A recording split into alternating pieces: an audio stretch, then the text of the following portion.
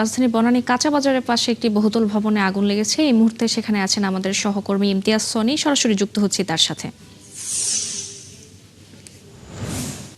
Sony, আগুন কিভাবে লাগলো, সেখানে প্রত্যক্ষদর্শীরা কি বলছেন এবং ফায়ার সার্ভিসের পক্ষ থেকে আনুষ্ঠানিকভাবে কোনো কিছু জানানো হয়েছে কিনা জানাবেন।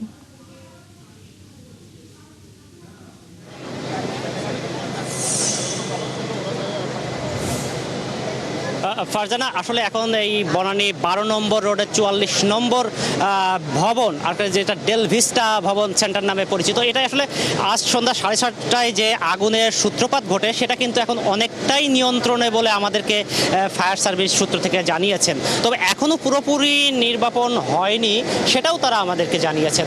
আসলে আমরা ফায়ার সার্ভিসের যেসব কর্মীরা তাদের কাছে জানতে চেয়েছি, তারা যেটা আমাকে জানিয়েছেন যে এই ভবনটা ডেল ভিস্টা সেন্টার ভবনটা আসলে 11 তলার একটি ভবন। এই ভবনের 9, 10 এবং 11 ফ্লোরে আসলে এই আগুনের সূত্রপাত এখন পর্যন্ত আছে।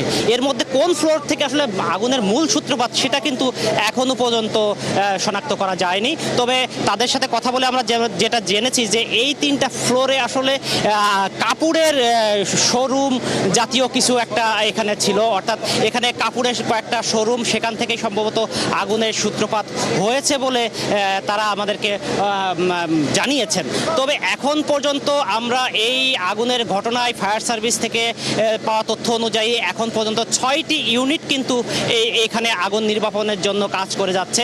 এছাড়া আইন শৃঙ্খলা বাহিনীর সদস্যরাও কিন্তু তারা, আপনি হয়তো এর প্রথমেই দেখেছেন যে উৎসুক জনতার, আপনি যেটা দেখতে পাচ্ছেন এই উৎসুক জনতা নিয়ন্ত্রণে রাখার জন্য কিন্তু আইন শৃঙ্খলা বাহিনীর বেশ বেগ পেতে হওয়াতেও আমরা দেখেছি। তবে আইন শৃঙ্খলা বাহিনী আমাদেরকে যেটা জানিয়েছেন, মূলত এখানে যেহেতু এই ভবনটা একটা ব্যবসায়িক ভবন, সেখানে আগুন নিভানোর নাম করে যে আশপাশের উৎসুক জনতা কোনো রকম অকারে মানে লুটপাট কিংবা অন্য কিছু যাতে করতে না পারে সেজন্যই তারা বেশি সতর্ক আছেন।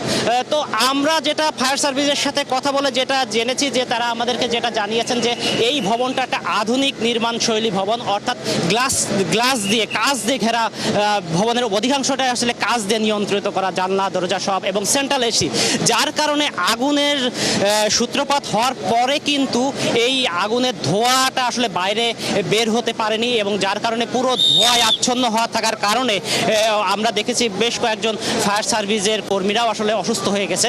তো তারা যেটা জানিয়েছেন যে এখন তারা এই আগুনটা সম্পূর্ণ নির্বাপনের জন্য কিন্তু এই যে কাঁচ গ্লাস, যেগুলো গ্লাস দেওয়া, জানলা দরজা বিভিন্ন জায়গা থেকে যে গ্লাস দেওয়া, এই গ্লাসগুলো আসলে ফায়ার সার্ভিসের কর্মীরা আসলে ভেঙে দিচ্ছে।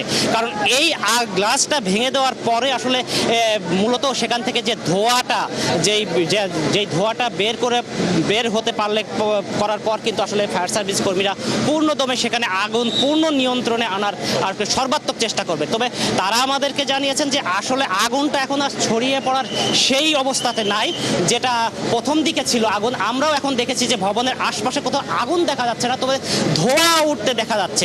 তো আমাদেরকে এখনো হচ্ছে ভবনের ভেতর কিংবা ধন্যবাদ সনি আমাদের সাথে যুক্ত হওয়ার জন্য। আমরা পরবর্তী সংবাদ সংযোগে আপনার কাছে আবারও যাব। দর্শক, রাজধানী বনানীর আগুনের খবর জানাচ্ছিলেন সহকর্মী ইমতিয়াজ সনি।